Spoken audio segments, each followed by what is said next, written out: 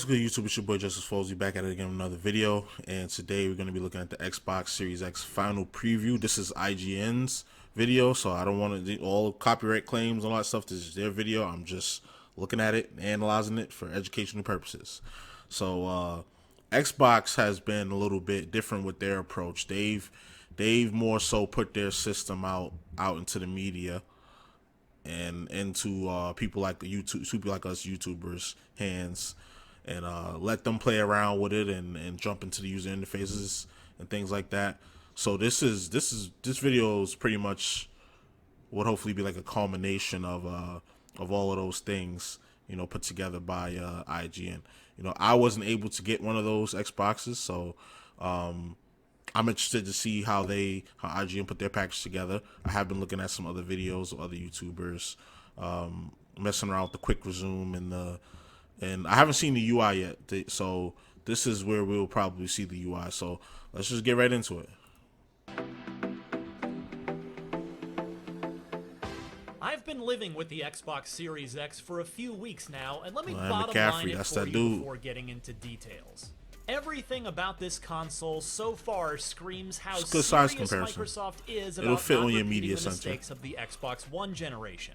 On paper, it is definitively more powerful than its primary competitor. It's not force bundled with an accessory the market is going to reject, and thus it's priced competitively. Yakuza, I'm definitely playing that last Dragon one, whatever that one come out. And it really does beat down game loading times with its SSD drive.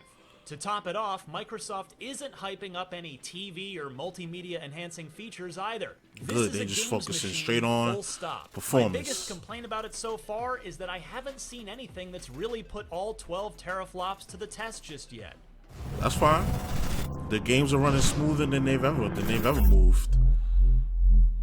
From what I've seen so far, I'll take that until the next gen games come out. More specifically, I've played a total of 4 optimized for Series X games thus far.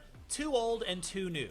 Upgrades to Gears 5 and Gears Tactics, the latter of which is new to console players, as well as new releases. Never played Gears Tactics. How is that? Drop a comment if you played Gears Tactics.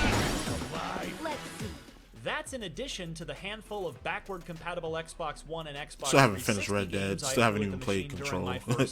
I'm slacking on these games. None of these are Xbox Series-only releases. All can be played on the Xbox One, which is part of why I'm not upgrading yet. That's a running theme with the entire Xbox Series launch lineup, but I'll get more into that in the proper Xbox Series X review closer to launch. Dirt and Yakuza I covered separately, but in summary, Yakuza has a few graphics mode options, though none of them will wow your friends. Hey.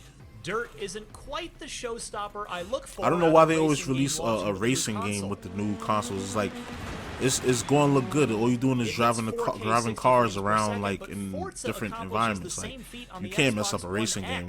Dirt's next-gen trick is a 120 Hz option, which, while noticeable, isn't as compelling of an upgrade as I'd hoped for.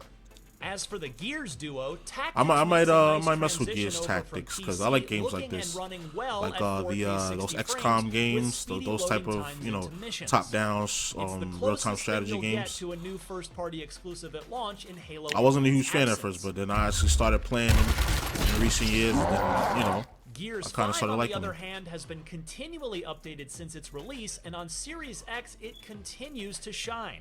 Versus multiplayer offers 120 Hz, and though I can't show it to you due to capture device and video player restrictions, it feels more impactful here than in Dirt, presumably because you have more agency over the screen camera. I got right now isn't even 4K, it's 1080p, but I got a 4K screen coming. Isn't as obvious as the difference between 30 and 60. Watch out, be on the lookout for that video. Meanwhile, the Xbox Series X interface is nearly identical to what's on Xbox One, albeit a bit quicker, snappier, and more animated. Good, I heard this runs at 120 frames. If you don't like the Xbox One's UI, this update is unlikely to win you over. Until you try Quick Resume, which is a game changer. A literal fast game changer.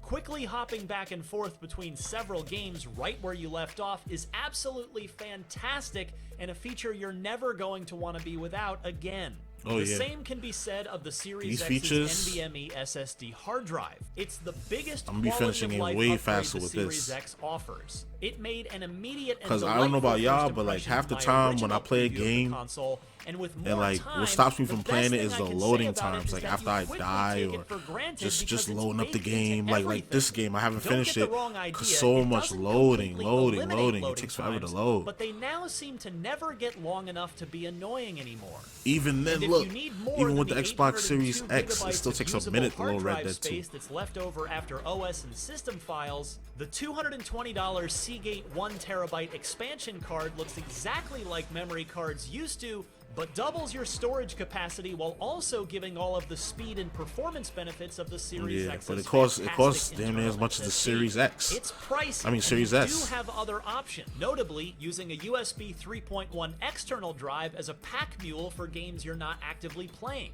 That's a small move. Cost versus I'll probably do that. Trade-off. Just buy a big old let's talk about heat. USB 3.0 drive, like 4 or 5 terabytes, and just dump everything I'm not playing on there. The Xbox Series X is definitely warmer than the Xbox One X under GPU load, but I wouldn't personally say it has a heat problem.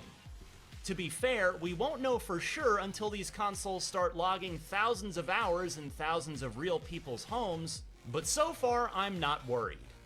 Does it exhaust warm air out of the top? Yes, it's designed to. It's designed to, yeah. It sucks in the cool air from the bottom, routing it through the chassis, through everything, and large vents on the top of the Series X. It through the top. I pressed my hand into the top of the console and held it there after a long gaming session with Gears 5 and then Gears Tactics. It was warm, yes, and again, warmer than the Xbox One X, but it was hardly enough to make me want to pull my hand away out of discomfort. At idle, in fact, the air coming out of the Series X is barely lukewarm. I'm excited for the new controller too. I heard it has like a more grip, like a matte and finish on the front, like a more of a grip on the back of it. Speaks to Microsoft's focus on building a serious games machine. The Xbox One X also gave off the same vibe, but from a generational perspective, it's a focus I haven't seen from Microsoft since the Xbox 360.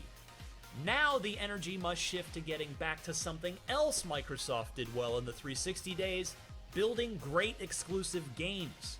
The good news there, though, is that once the company bought Obsidian and all that. Got an excellent I didn't cover that, but I didn't miss that news. So let's see. More on the Xbox Series I mean, X, Bethesda, I think it was they bought. Yeah, so hands-on previews of let's see what they come out with. They got that a game of Valve coming. Next-gen needs, let's stick see. With IGN. So yeah, that was the Xbox Series X preview, the final preview for IGN. Yeah, I'm pretty excited for these new consoles. These things are gonna run crazy fast, like faster than we've ever imagined for consoles, at least. You know, PC is different. PC is the master race. Okay, y'all got it. Y'all need to keep bringing it up. We know PC is fast, but these consoles are catching up.